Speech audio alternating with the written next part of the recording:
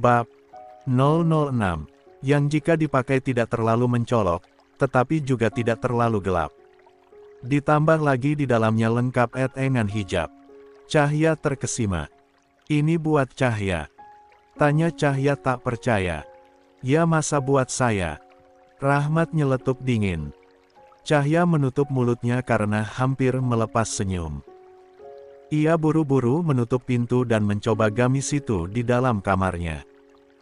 Ia berjalan ke arah kaca panjang, melihat tampilan tubuhnya yang dibaluti gamis indah tadi. Cantik banget gamisnya, celetuknya. Ia berputar dan melihat tampilan di samping dengan kerutan yang menyesuaikan bentuk tubuhnya, tidak terlalu menonjol juga tidak terlalu kebesaran. Cahya tidak tahu kalau Rahmat pintar memilih baju yang pas di tubuhnya.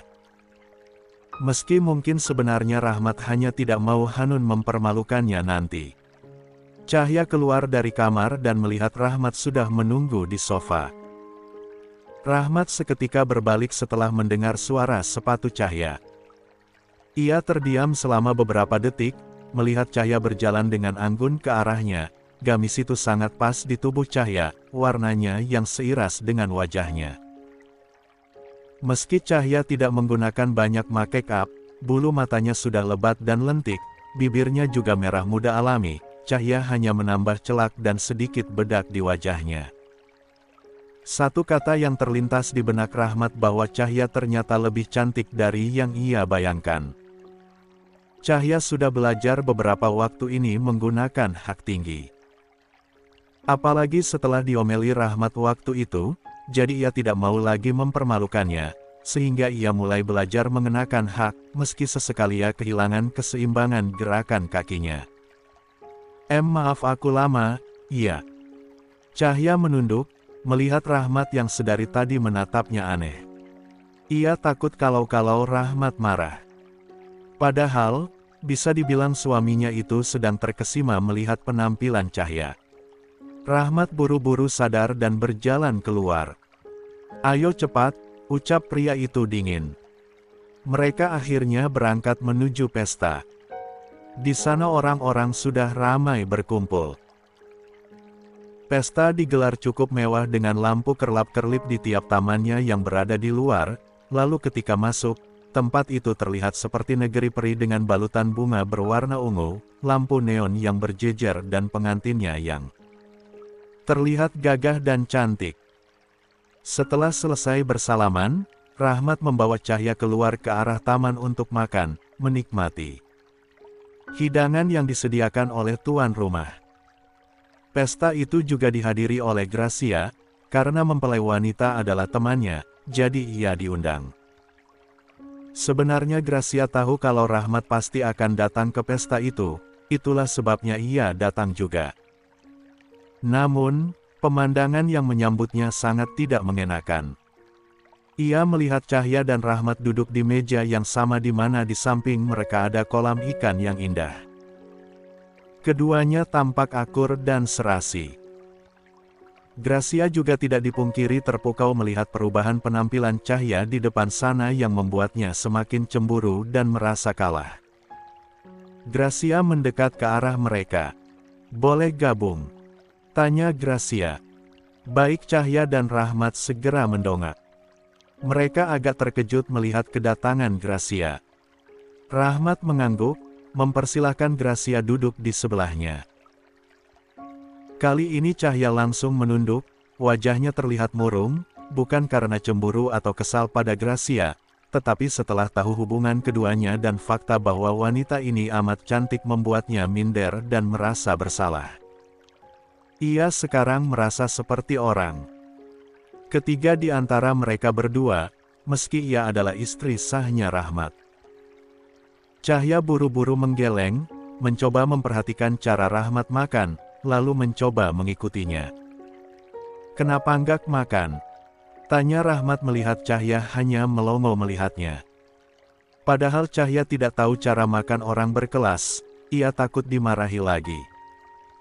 Takut mempermalukan Rahmat apalagi di depan mereka ada Gracia. Cahya ingin menjadi wanita yang berkelas. Mem, ini makan, Kok, ucapnya gugup. Cahya mulai mengambil steak di depan mereka, lalu mencoba memotongnya, tetapi tangannya bergetar hebat. Rasa takut melanda. Gracia memerhatikan gerak-gerik Cahya merasa aneh. "Tangan kamu kenapa?" tanya Gracia. "Kok gemeteran gitu tangannya, kamu sakit?" tanya Gracia. Cahya diam, ia langsung melepas sendoknya. Seolah kehabisan oksigen ia merasa sesak. Aku permisi ke toilet dulu." Cahya buru-buru berdiri dan pergi dari sana. Setelah kepergian Cahya kini hanya tersisa Gracia dan Rahmat. Gracia tampak tertarik dengan reaksi Cahya. "Barusan, kenapa dengan istrimu?" tanya Gracia. Rahmat tidak menjawab. Lanjut memakan makanannya. Dalam hati ia membatin. Ia tahu kalau Cahya pasti kesulitan memotong daging steak dan tidak tahu caranya makan. Rahmat malah terbawa pikiran. Melihat reaksi Rahmat yang tidak bergeming membuat Gracia sedikit patah hati. Ia meraih segelas jus yang terletak di atas meja dan meminumnya pelan. "Sepertinya hubungan kalian mulai ada kemajuan, ya. Makin mesra." Rahmat agak tersinggung. Ia menatap wajah Gracia, terlihat sedikit kesal di sana. "Jangan bicara hal yang nggak penting di sini." Gracia tersenyum kecut. Ia meletakkan gelasnya, menatap Rahmat dengan serius, memastikan bahwa pria ini masih sama seperti prianya kemarin. Masih menjadi Rahmat yang ia mau, masih menjadi Rahmat yang mencintainya. "Aku bingung, Sat. Aku takut kamu akan berpindah hati dan..." Ia bergumam, mulai memainkan makanan di depannya dengan ekspresi sedih. Seolah paham. Rahmat langsung meletakkan sendoknya dan mengusap tangan Gracia lembut. "Jangan cemaskan hal yang tidak akan mungkin terjadi, Gracia. Kamu tahu jelas bahwa aku bisa menceraikan Cahya kapan saja asalkan kamu mau menikah denganku." Gracia balas memegang tangan Rahmat dengan wajah berbinar senang. Ia tersenyum puas sekaligus lega. Ia tahu sejak awal bahwa Rahmat masih pria yang sama, yang mencintainya dan ia cintai. Bagaimanapun ia berusaha keras untuk melepaskan Rahmat, perasaannya justru tumbuh semakin besar. Jangan salahkan dia, ia sendiri tidak mengerti. Mereka tidak menyadari bahwa Cahya sudah berdiri di belakang cukup lama, mendengar dan menyaksikan adegan itu membuatnya mematung di sana. Kalimat Rahmat seperti alarm kematian yang membuat Cahya mati rasa. Bulir bening mengalir di kedua bola matanya. Ia meremas gamisnya dengan kuat, merasakan rasa patah hati yang begitu kuat. Menyadari bahwa Rahmat memang tidak pernah mencintainya dan Gracia masih menjadi pemilik hati Rahmat hingga saat ini. Ia merasa hancur. Kenapa juga hatinya sesakit ini? Cahya memantapkan hati. Ia berbalik, bersiap untuk pergi dari sana. Ia tidak sanggup menyaksikan adegan itu lebih lama, tetapi tepat ketika badannya terbalik, Gracia malah memanggilnya. "Cahya." Ia menghentikan langkahnya. Berbalik lagi, menatap mereka. "Kamu mau kemana?" tanya Gracia menyadari Cahya mau pergi tadi. Rahmat ikut menoleh, wajahnya sedikit berubah. Cahya berjalan mendekat. Wajahnya terangkat, ia tidak mau memperlihatkan kerapuhannya. Meski jauh di lubuk hatinya ada sesuatu yang menghujam kuat. Suasana di atas meja itu hening. Cahya tidak bersuara, Rahmat juga diam, Gracia terus memperhatikan. "Kenapa nggak makan?" tanya Gracia melihat Cahya yang tidak menyentuh makanan di depannya. "Lagi diet," jawab Cahya ketus. Siapapun bisa merasakan sesuatu dalam nada suaranya. Gracia tertawa. "Astaga, Cahya, maaf banget ya, tapi badan kamu itu sudah kurus, kenapa harus diet?" Bagi Cahya itu adalah ejekan. Jam remas gamisnya di bawah meja merasa semakin rendah dan insecure. Rahmat hanya diam tidak ikut campur dalam percakapan itu. Cahya makin sakit hati. Gracia menyadari kecanggungan di meja makan itu dan melihat ekspresi Cahya yang sepertinya tidak nyaman, ia memutuskan untuk pamit pergi dari sana. "Mem, aku duluan, ya." Ia meraih tasnya dan meninggalkan Cahya dan Rahmat berdua. Setelah kepergian Gracia, Rahmat mulai mengangkat kepalanya, menengok ke arah Cahya yang terlihat bad mood. "Makan," itu satu kata yang keluar. Berbunyi seperti perintah, suruhan juga permintaan. "Nggak lapar," jawab Cahya masih dengan nada kecut. Ia sama sekali tidak menatap wajah Rahmat, padahal Rahmat tidak suka ketika ia berbicara, orang lain tidak melihatnya. "Bilang aja nggak tahu cara makannya," ejek Rahmat. Cahya menelan ludahnya. Itu benar, ia memang tidak tahu caranya makan makanan mewah itu, tapi di samping itu juga ia sudah kenyang melihat adegan pahit barusan. Ia sudah tidak nafsu makan lagi. Itu tahu. "Saya cuman gak mau bikin Mas Rahmat yang terhormat ini malu." Ia menjawab dengan nada masih kecut. Kali ini hal itu berhasil membuat Rahmat agak terkejut. Pasalnya, Cahya tidak lagi menggunakan kata "aku" atau menyebut nama saat berbicara dengannya. Sekarang ia agak jengkel, jadi dengan cepat mengambil piring Cahya yang berisikan sushi. Lalu meraih sushi itu dengan sumpit. Karena makanan yang disediakan di pesta itu memang semua menu yang menurut Cahya cara makannya ribet. Termasuk steaknya tadi. Cahya bingung apa yang dilakukan oleh Rahmat, tetapi ia tidak peduli.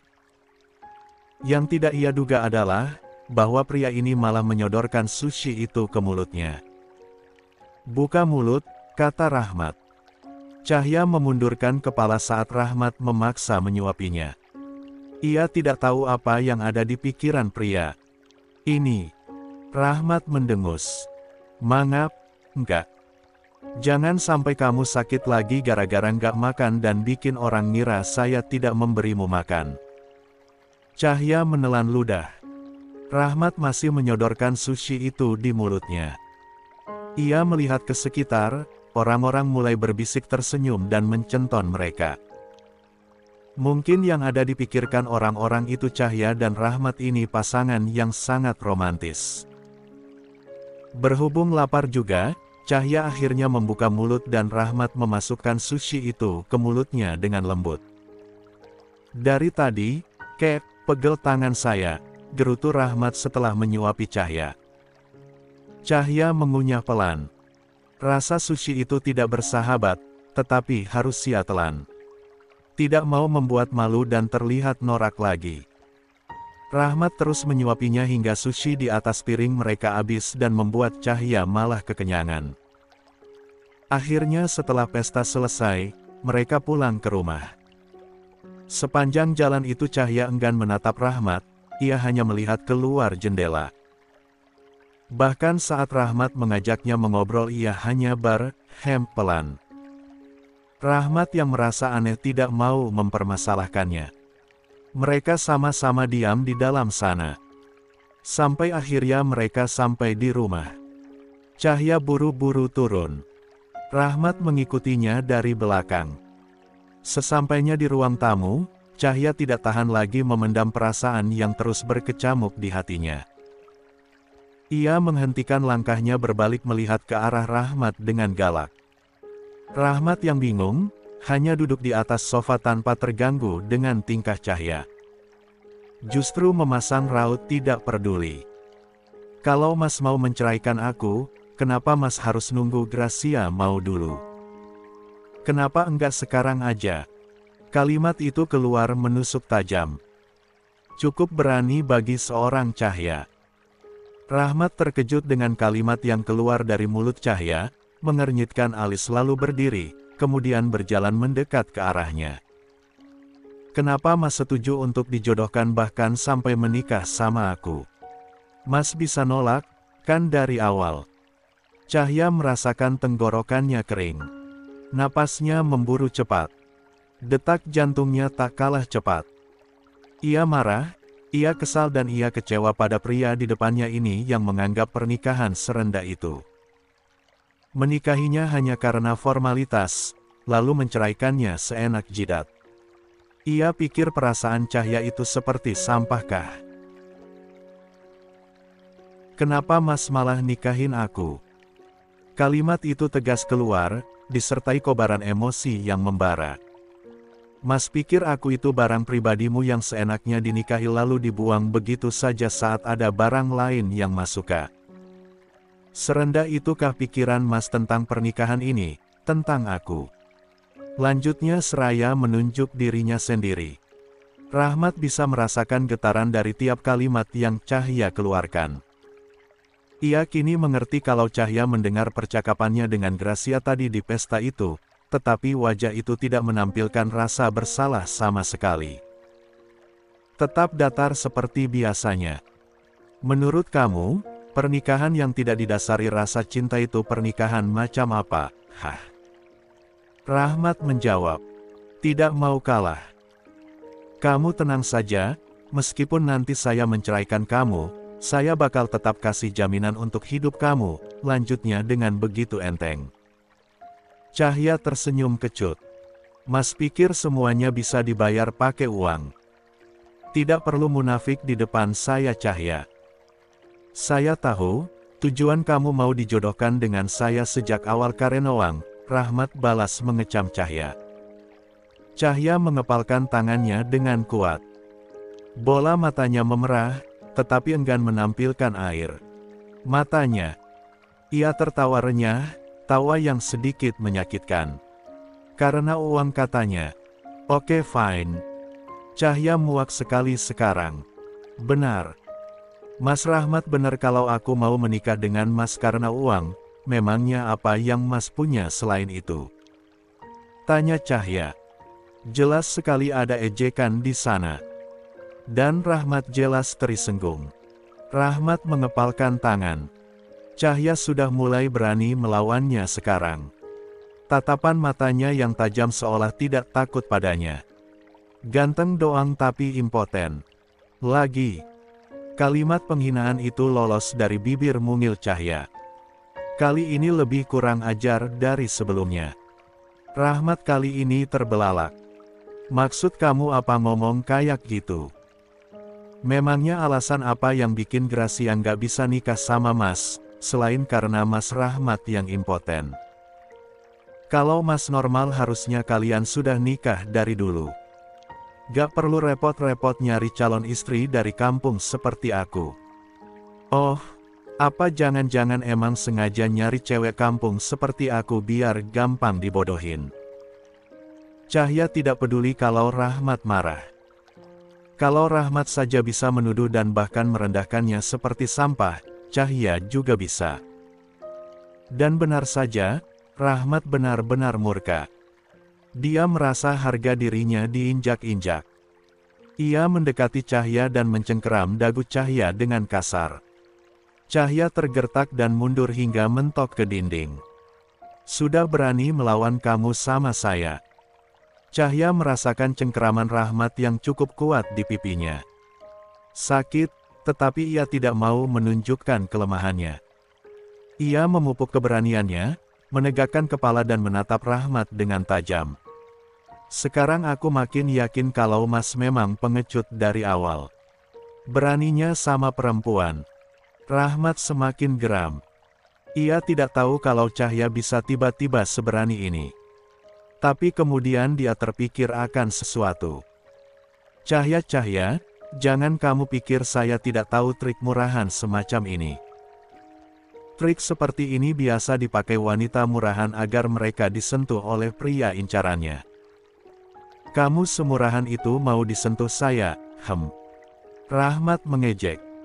Cahya menaikkan sudut bibirnya menunjukkan smirk jahatnya. Smirk yang membuat Rahmat merasakan bahwa Cahya bukan lagi orang yang sama. Smirk yang untuk pertama kali membuat Rahmat sedikit tergertak. Kang Asep tukang air galon di kampung aku, jauh lebih perkasa dari kamu, Mas. Ngapain minta disentuh laki-laki impoten kayak kamu? Mendengar Cahya menyebut nama pria lain, apalagi membandingkannya dengan dirinya, membuat Rahmat semakin murka. Rahmat mencengkram dagu Cahya lebih kuat. Cahya merasa semakin tercekik. Ia mencoba melepaskan cengkeraman Rahmat, tetapi kekuatan pria ini jelas jauh lebih kuat. Lalu ia menggunakan ide terakhirnya. Dengan sekuat tenaga, ia melayangkan tendangan ke area keramat Rahmat, hingga membuat pria itu melepaskan cengkeraman di dagu Cahya karena merasa kesakitan. Rahmat mengerang.